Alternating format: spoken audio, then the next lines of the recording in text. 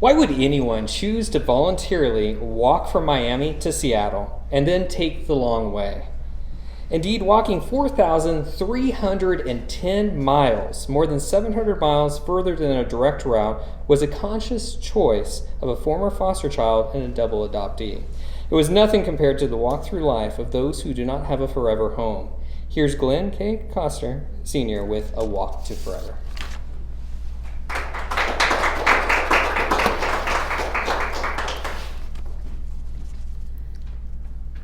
Starting on February 1st of 2018, I walked from South Miami Beach to Westport, Washington. It took the better part of 18 months.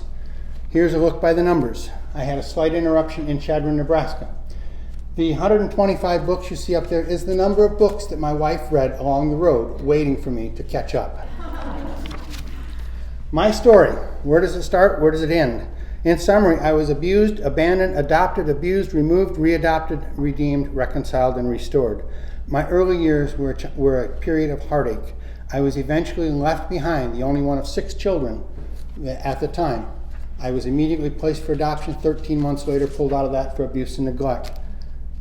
Now it's my time to give back. How do I do it? An inspiration hit me in a fitness challenge at Eaton in 2012 that was based on steps. As part of that challenge, I came out with, why can't I walk across the country raising awareness?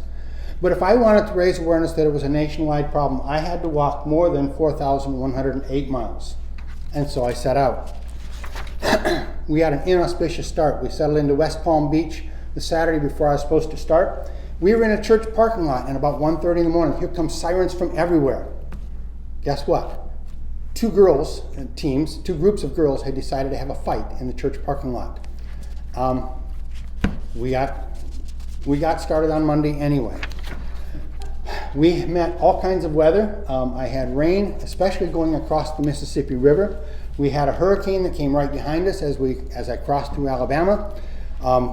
We suffered tornadoes in northern Louisiana. Lightning struck the road about 300 yards ahead of me in Arkansas, and we even got shut down for snow in South Dakota.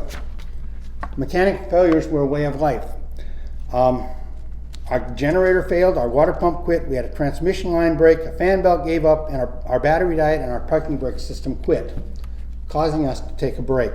We came home to get it fixed and went out and restarted. Detours? Yeah, we had a few. We got to Ruston, Louisiana, and a group said, hey, can you stop and stay and talk to our church on Sunday? Detour. Going through Arkansas, somebody heard me on K-Love Radio and says, would you stop and come talk to the group and walk with us for our biggest fundraiser? So we went to Little Rock. And they said, and would you walk through Fayetteville? I got to Sturgis, South Dakota eventually, and there was a group of girls selling lemonade. And I bought a 50-cent glass of lemonade for $5. And then I started talking to them about what I was doing and why. One of the families had been a foster home for a long time and had been considering backing out. After talking with me, they said, we can't give up. And they're still with it.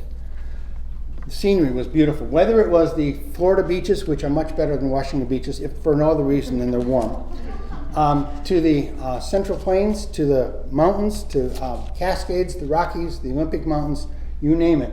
I had an advantage because I could see all these things because I was walking. But walking also has its problems because not every place is a safe place to walk. The biggest thing that I had trouble with, not bumper-to-bumper traffic, well, yeah, I had that too, inattentive drivers. People were staring down at their cell phones while they're passing me on the road.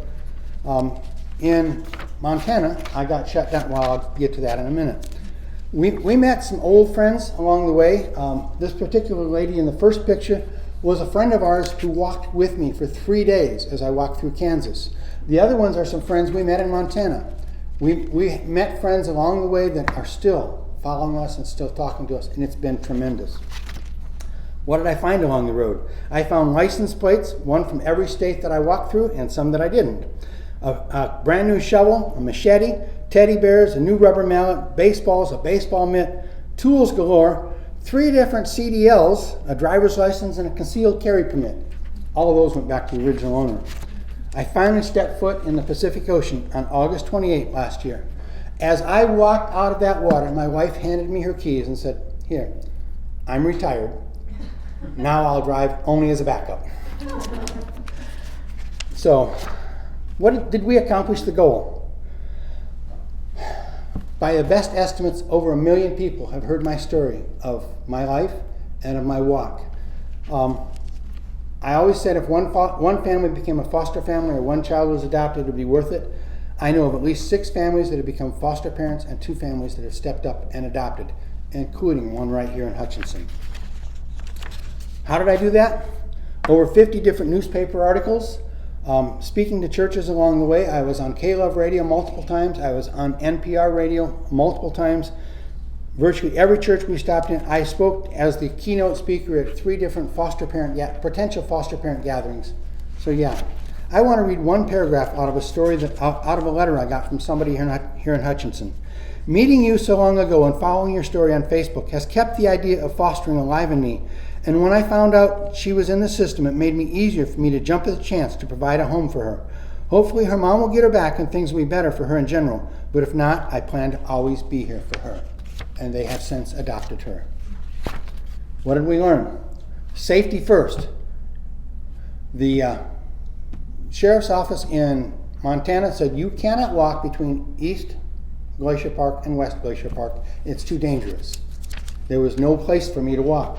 I also had to keep the main thing, and being flexible. When a dream becomes a vision, it can become reality. A dream is just something you wish for. A vision occurs when you start to see yourself becoming what you see or achieving.